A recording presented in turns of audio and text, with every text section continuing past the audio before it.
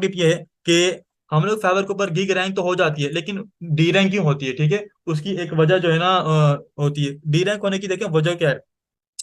D rank होने की सबसे बड़ी वजह यह है कि हम लोग क्लाइंट की एक्सपेक्टेशंस के मुताबिक काम नहीं करके देते। क्यों नहीं करके देते? हम न्यू सेलर्स होते हैं, हमारे पास एक्सपीरियंस नहीं होता। हम हमारे पास क्लाइंट आते हैं, हम उसको जल्दी से काम हम अपनी तरफ से पूरी कोशिश तो करते हैं कि क्लाइंट को अच्छा काम करके दें, लेकिन समहाउ क्लाइंट को काम पसंद नहीं आता। ये सपोज करें उसको बस उसके लिए नॉर्मल काम होता है, ठीक है, उसके लिए नॉर्मल काम होता है और क्लाइंट उसको क्या करता है, आपको यहाँ पे 4 स्टार या 5 स्टार रिव्यू तो दे देता है, लेकिन क्या होता है, एक प्राइवेट फीडबैक भी होता है। प्राइवेट फीडबैक में किसी को आइडिया है तो जरा चैट में यस लिखें, सिर्फ वो स्टूडेंट जिसको प्राइवेट फीडबैक में के बारे में आइडिया है। तो फाइवर आपसे basically Fiverr feedback private feedback भी पूछता है, ठीक है। प्राइवेट फीडबैक क्या होता है, वो उसमें क्या होता है, वो बात जो होती है ना सिर्फ क्लाइंट की और फाइवर की आपस की होती है। यानी कि फाइवर क्या क्लाइंट को क्या कहते हैं, आपने उसके बारे में जो लिखना था वो तो लिख दिया। अब आप मुझे मेरे काम में बताएं कि क्या इस बंदे ने आपकी एक्सपेक्टेशन के मुताबिक काम करके दिया? क्या ये आपके काम जो है जो इसने करके दिए, क्या आप इसको इस्तेमाल करने करेंगे, या बस इसने जो है ना आपको बस जान छुड़वाई है? क्या इसने आपको डिलीवरी टाइम पे की या नहीं की? ठीक है, उससे पूरी चीजें पूछता है। अगर वो प्राइवेट फीडबैक आपको बुरा मिला, ठीक है, 1 से 2 प्राइवेट फीडबैक आपको बुरे मिले, फाइवर आपको डी रैंक करना स्टार्ट कर देगा।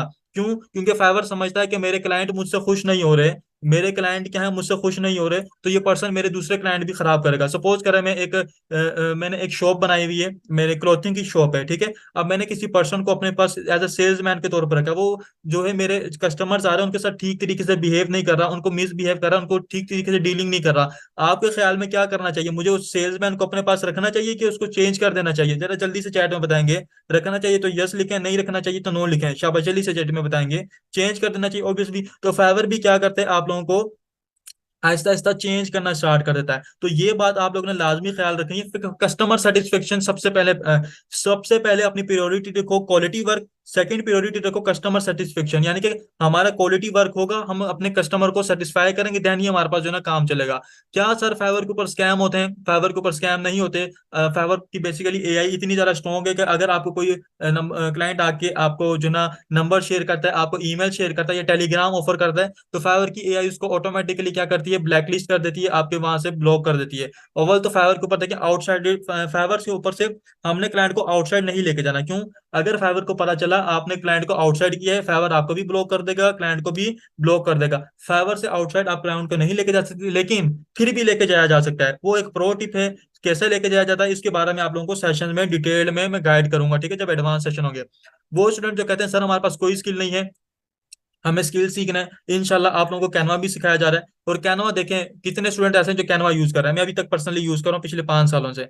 पर्सनली तौर पे मैं कह रहा हूँ कि मैं खुद यूज कर रहा हूँ 5 सालों से, ठीक है। माशाल्लाह आप में से भी काफी सारे स्टूडेंट यूज कर रहे हैं। देखो, कैनवा यूज करना आपको पता है कितना ज्यादा बेनिफिशियल है। कैनवा के ऊपर एक्सपर्ट भी है माशाल्लाह, तो कैनवा को यूज करके आप अच्छी अर्निंग भी जनरेट कर सकते हो। कैनवा के ऊपर देखो, अब शॉर्ट एडिट्स का भी ऑप्शन आ चुका है। उसके अलावा जो है, इतना ज्यादा प्रॉपर वे में नहीं है, लेकिन आहिस्ता सब इंक्लूड कर रहा है। कैनवा के ऊपर टेक्स्ट टू इमेज का भी ऑप्शन आ चुका है, जो कि बेसिकली एक एआई टूल है कि हम लोग कैसे जो है ना अपने सिंपली अल्फाज लिख के हम लोग जो है ना एक अच्छी इमेज जनरेट कर सकते हैं, ठीक है। और कैनवा सीखने के लिए आपको बताऊं, 20 मिनट्स इनफ है।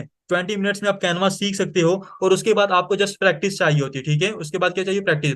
उसके बाद हमारे पास बारी आती है विड्रॉल्स की। विड्रॉल्स के अंदर काफी सारे स्टूडेंट्स को इशू होता है, सर हम लोग विड्रॉल कैसे करें, हमारे पास तो बैंक अकाउंट ही नहीं है। तो आपको प्रॉपर गाइड किया जाएगा कैसे आप लोगों ने बैंक अकाउंट अटैच करना है, कौन सा करना है। पर्सनली तौर पे सर आप कौन सा रिकमेंड करते हैं? Jazz cash.